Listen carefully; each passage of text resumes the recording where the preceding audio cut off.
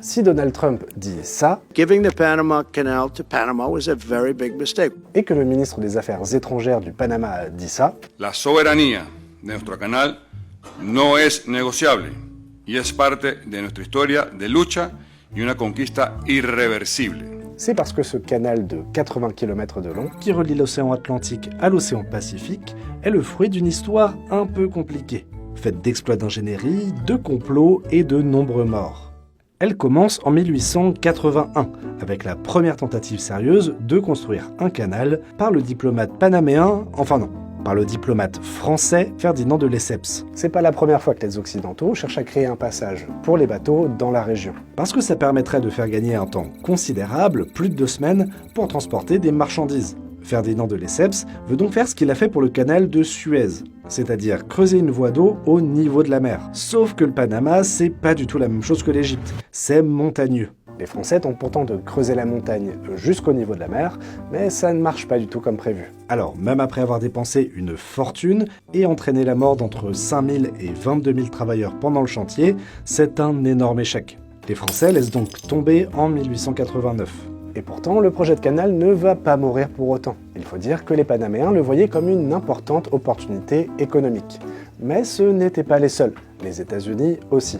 Le truc, c'est qu'à l'époque, le Panama faisait partie de la Colombie, et que la Colombie n'avait pas vraiment envie de négocier avec les États-Unis. Alors le président américain Teddy Roosevelt va négocier avec les Panaméens, et ce, au travers d'un ingénieur français, un ancien de la tentative ratée de 1881. Et le plan va être assez fou. Financer et organiser l'indépendance du Panama pour que les États-Unis puissent construire le canal. Et c'est ce qui va se passer. En 1903, les rebelles panaméens passent à l'action et les États-Unis envoient des navires de guerre pour dissuader l'armée colombienne d'intervenir. Le Panama gagne ainsi son indépendance. Dans la foulée, et par l'intermédiaire de l'ingénieur français, il signe un traité avec les États-Unis pour démarrer la construction du canal en échange de 10 millions de dollars. Et ce n'est pas un petit traité.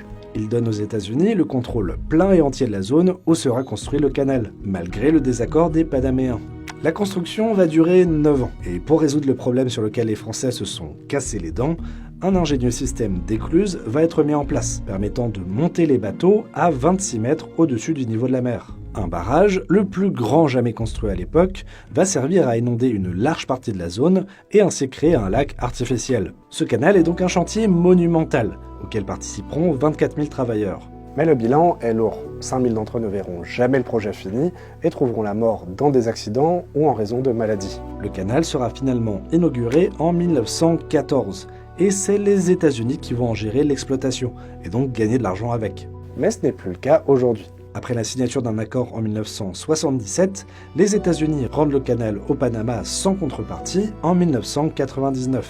Ça fait suite à un soulèvement populaire des Panaméens dans les années 60-70, notamment contre l'impérialisme américain.